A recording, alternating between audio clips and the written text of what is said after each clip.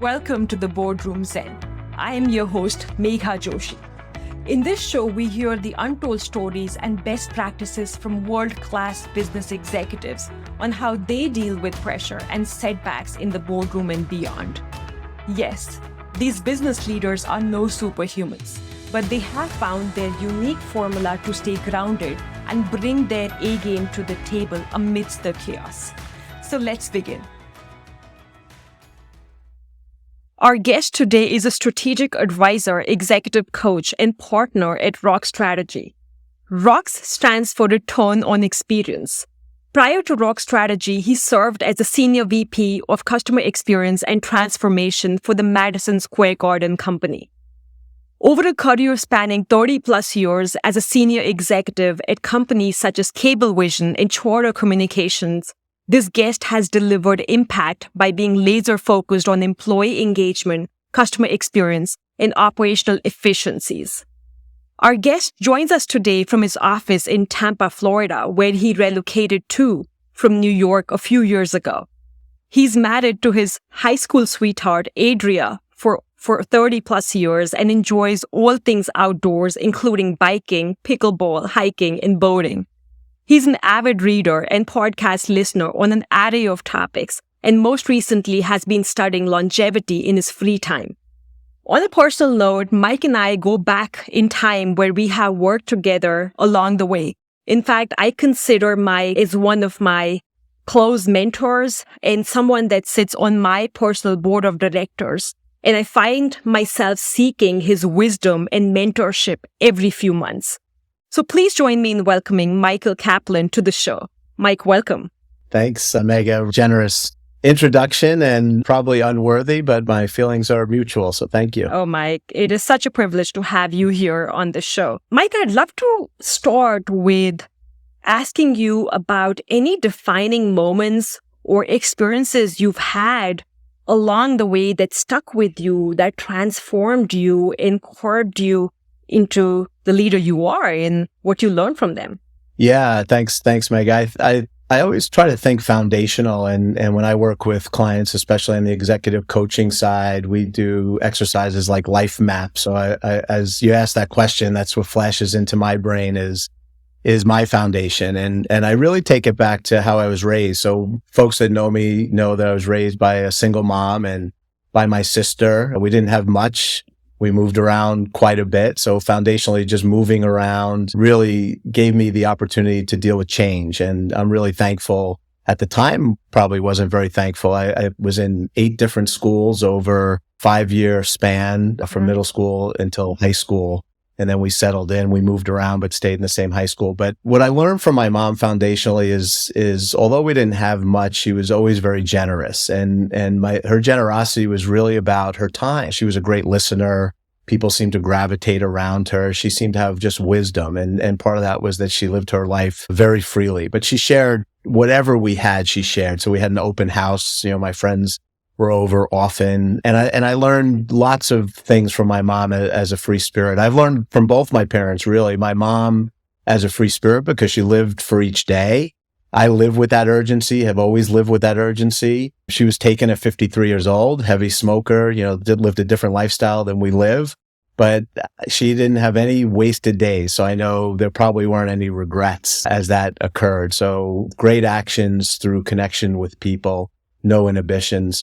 My dad, on the other hand, seemed to hold a lot in. So I learned from that. He wasn't necessarily free, wasn't necessarily happy. And I don't know if he ever found just being in the moment like my mom did. So, you learn from both. What I took from my father, though, is his sense of humor. He had a great sense of humor. And I try to bring that to everything that I do. People often comment that, and people have called me smiley. I'm typically happy. I find the humor in a lot and handle stress sometimes with humor to bring levity to what we have. So that's on the personal side, foundational.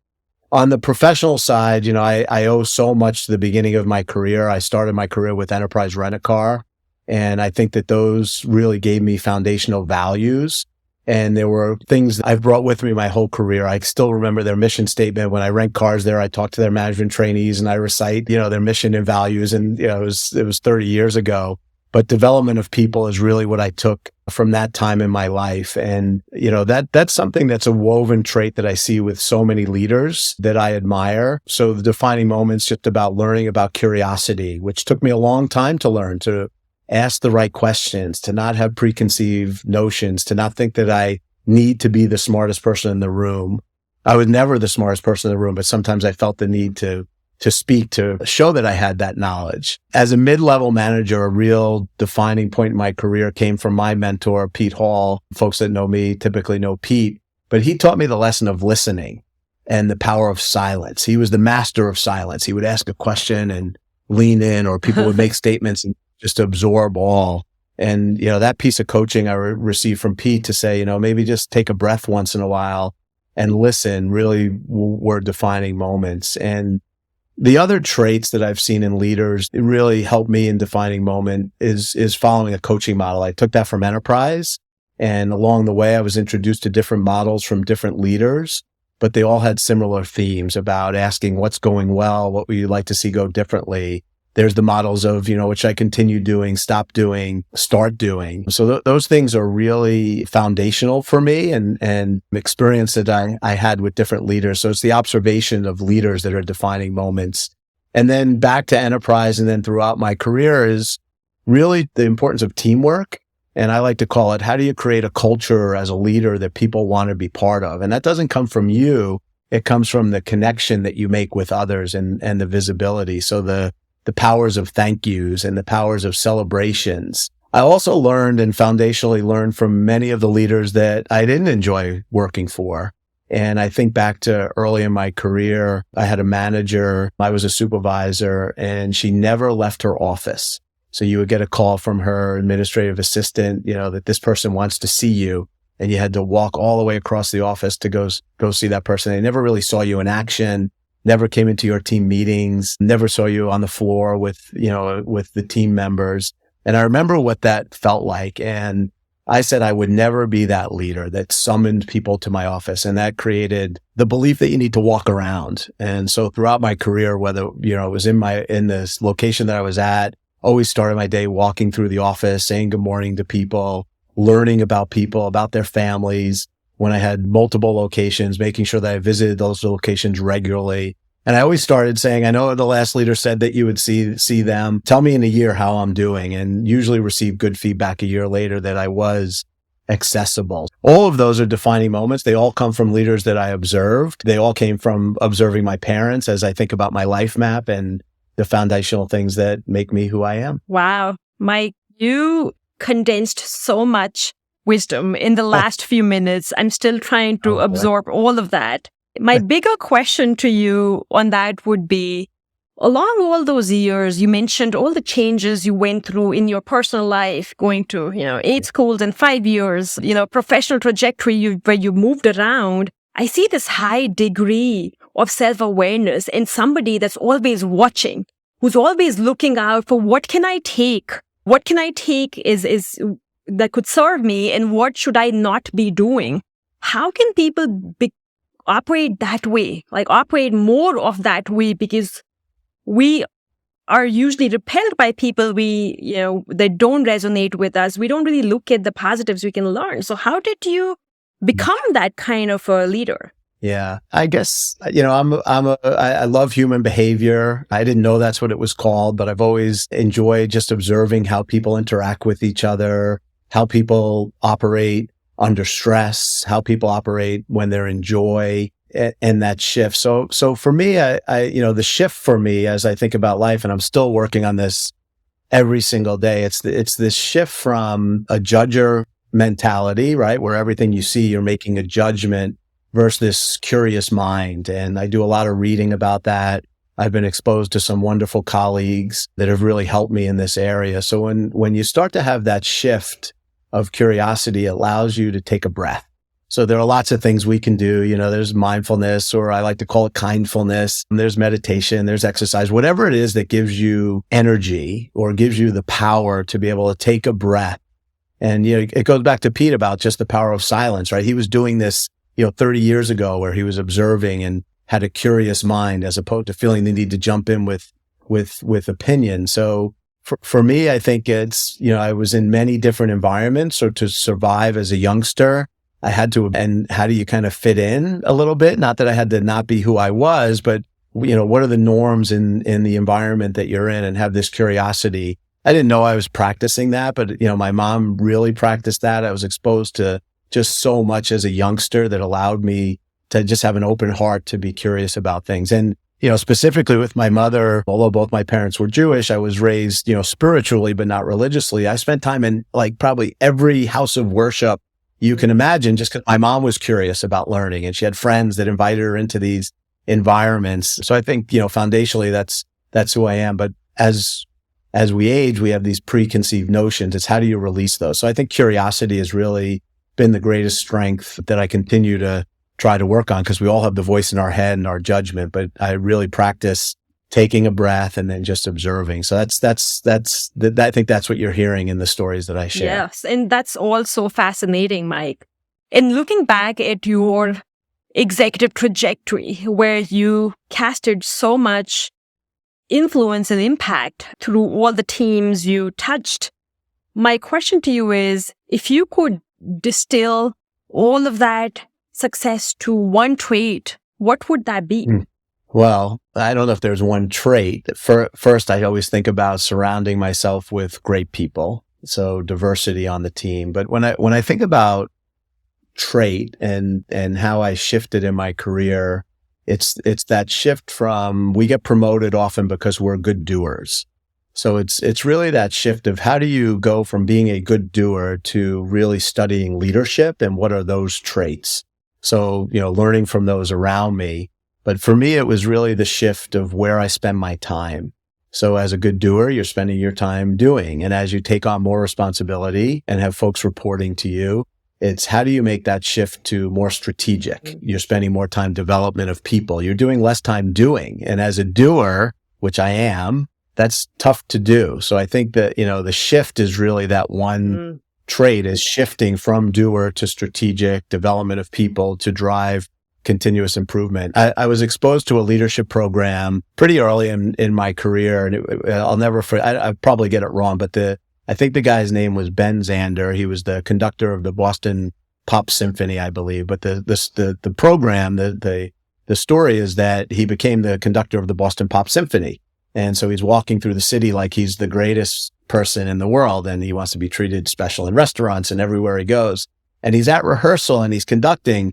And he had this moment that he didn't make one note of music. And it changed his entire paradigm of how he is as a conductor and who he wants to be. He's there to serve the musicians because they're making the music. They're the magic, not the conductor. Right. And I think about that story, and I talk to leaders about that story sometimes, about who do you want to be as a leader? You're the conductor, but they're making the music. So they don't serve you, you serve them. So long-winded answer to a single distinguishing trait, but I think it's that shift from doer to strategic, and where you spend your time and who you want to be as a leader. So that's how I would answer that. Yeah. And what a great analogy you shared, Mike. Thank you for that. And obviously, I've known you for many, many years. I know a few years ago, while you were wildly successful in your professional executive career, you made a very bold move to actually step away from that traditional trajectory and start your own company. So tell me more about it, and what went about in your head. Well, I had a moment of craziness, I think. No, the truth is I was a bit lost. I think I was burnt out. The timing was 2016. We sold Cablevision. I feel like I gave my life to that business, loved that business, loved the people I worked with, loved the people I worked for, and we sold the business. And, as a natural move, you jump into the next role, which I did, and then the next role, which I did. And what I found is I just didn't have the energy. I'm a guy who jumps out of bed early in the morning. My first statement every day, I got this from Chicken Soup from the Soul, probably 35 years ago. Like, we're going to have a great day today, make a difference today, right? It's a great day to be alive. And I say that every morning today. I say, make a difference. And I was waking up saying it, but not with the same energy, or I didn't mean it. I was drained. So I wasn't giving my best. So, long discussions with my wife. who was extremely supportive, that, I felt like there's something more for me to do and I need to take a pause. And I did. So in 2018, we hit the pause button. We made some travel plans and really just disconnected from everything. It took about probably 5 months for my phone to stop having phantom vibrates. I'm an operations guy, 24/7 connected, feeling, like, oh my goodness, I just jumped out of the plane with no parachute. But I took that time. My first stop was at the Duke Diet and Fitness Center. I did a midlife check-in, learned some amazing things. I worked with psychiatrists and doctors and sociologists and fitness people and nutritionists and met some wonderful people there, and recommitted to my health, which I should have been doing better all along. And luckily I'm in a good place, even better place today. And then I started to assess, and I'm using language I may not have had back then, but I have now, is what really gives me energy. And as I look back in my career, there were many things that gave me energy, but nothing more than working with teams and working with people. And I say helping them move from where they are to where they want to be. There's experts that have said that I've stolen that saying from.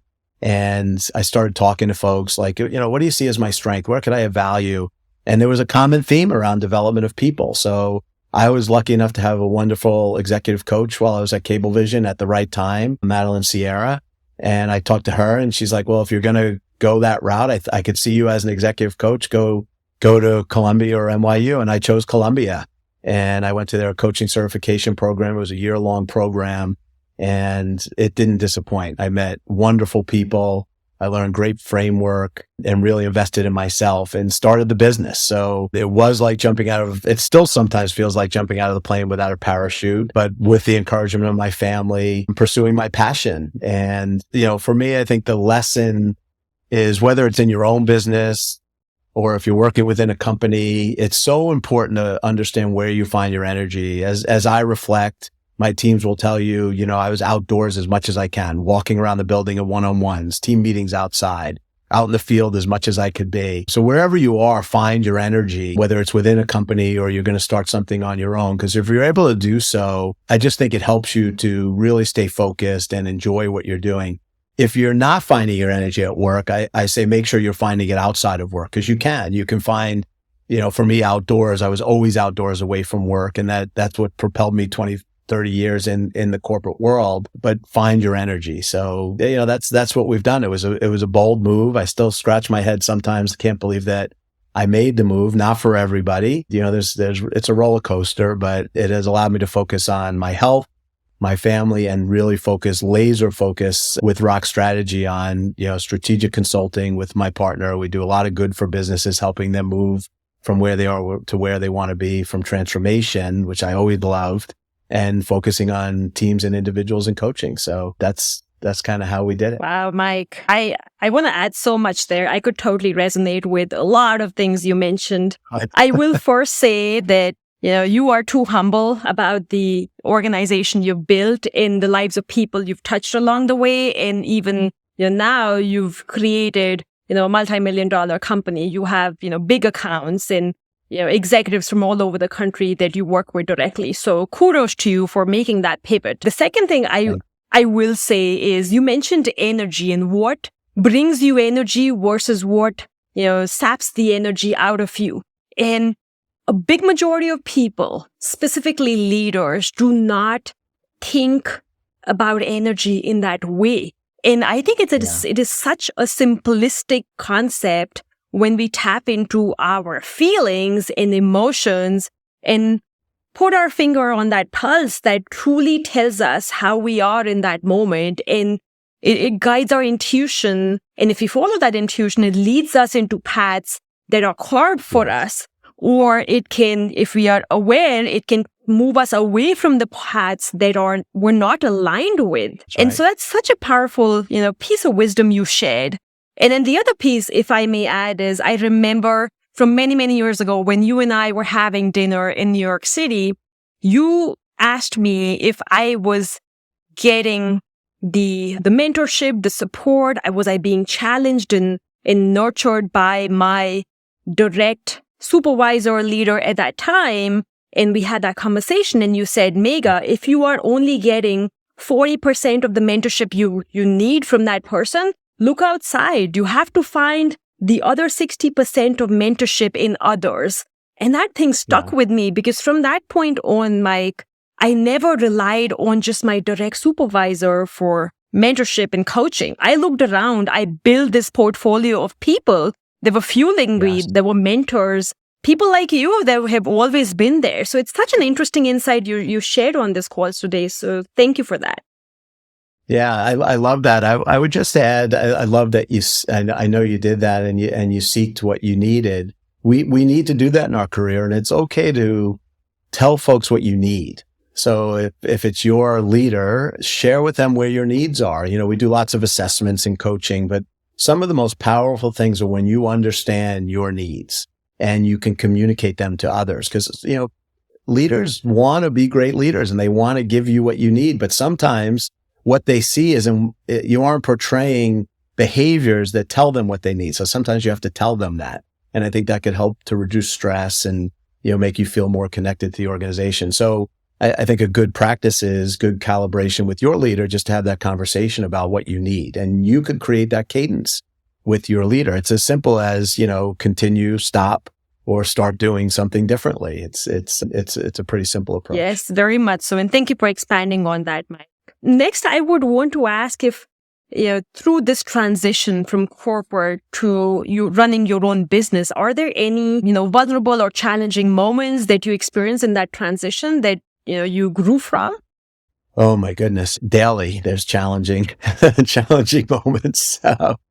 Too many to mention. I'm definitely process focused, get things done, very buttoned up, predictions. So as we make this decision to create a business, you start to build the business plan and you try to keep some of the structure you had your whole life, even though in entrepreneurship, there's really no structure. So you make lots of assumptions, most of which were wrong, which could be deflating at times. So the power of relationships has really helped. So, who you are today matters 10 years from now, 20 years from now, who's going to answer the call.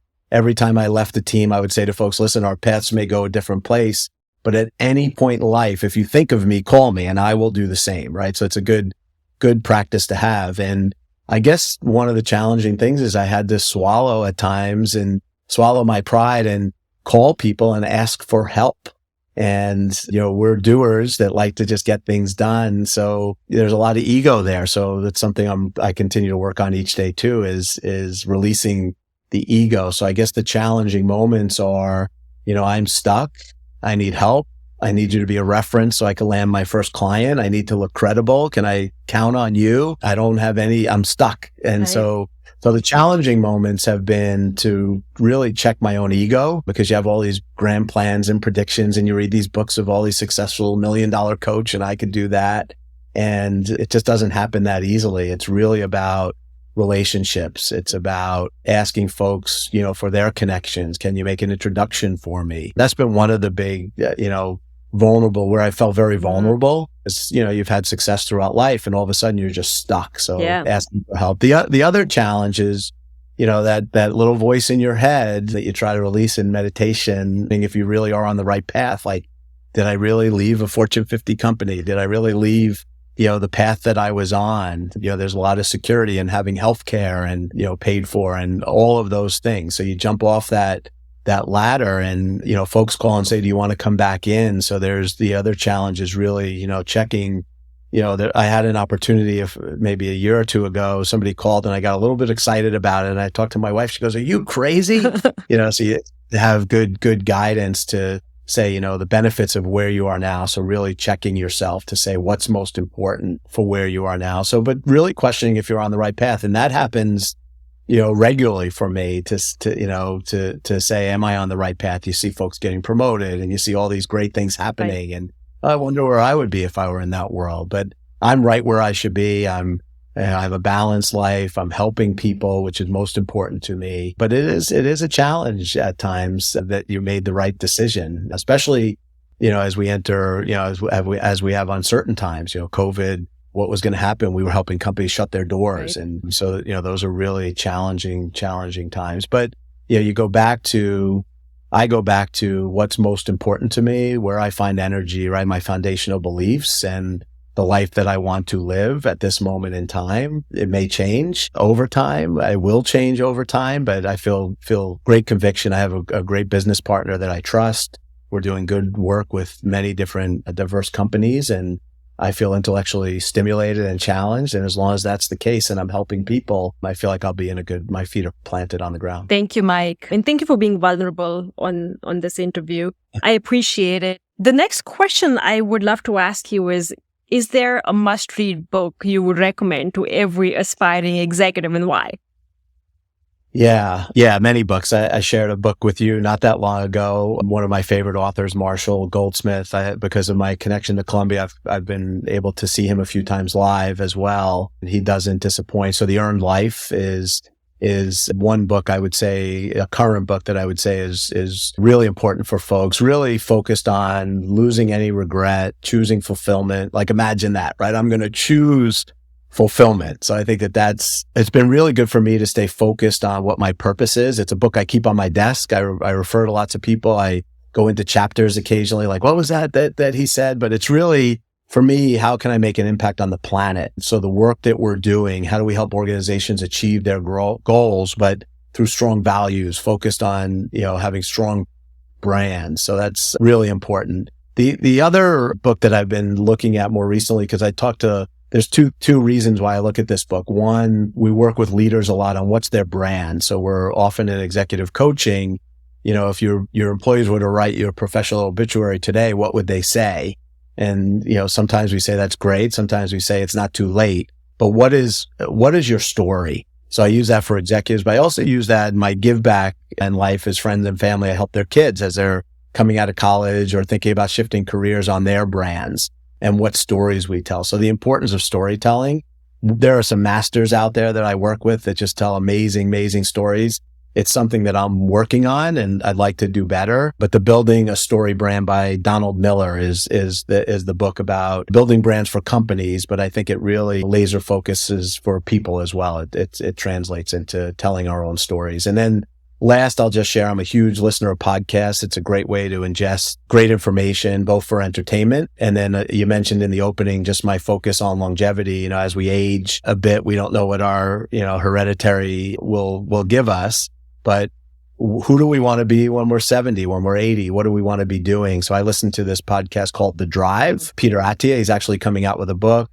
He's also one of the advisors on the show Limitless on Disney with Chris Helmsworth, which is a great thing for leaders to watch. I would encourage that greatly. But just longevity. What habits do I need to have now to give me strength, core strength, balance, and flexibility, and a strong mind in the future? Because I want to continue to be able to be productive and give back to the world. Right. Wow. Oh my gosh. Yeah. So many great recommendations. I have many of them noted, Mike. For the listeners, I must say, so last year when I quit my corporate job and walked away to start my own company, I was in the middle of reinventing myself. And one day I found myself at my doorstep. I found this book, The Earned Life. And this book was sent to me by Mike. And I went through this book. I read it and I had tears in my life because it helped me redefine my own purpose, my aspirations. So Mike, thank you for always being that guiding light in my life. It means so much to me. At this point, Michael, any closing thoughts you would like to share with the listeners? Well, first, thank you for having me as a guest. I've seen the work you've been doing and I'm not as worthy as some of the folks you've had on here. So thank you for that. I greatly appreciate our connection, professional and personal. And then, for anyone that's listening, if I were sharing just one to consider, just think about that notion of curiosity versus judgment and think about where you find energy. And I think those two things alone can help to bring you fulfillment in whatever you're doing. It doesn't mean you need to make drastic changes. You need to do what we've done, leaving secure jobs and careers, but just make sure that you're finding your energy.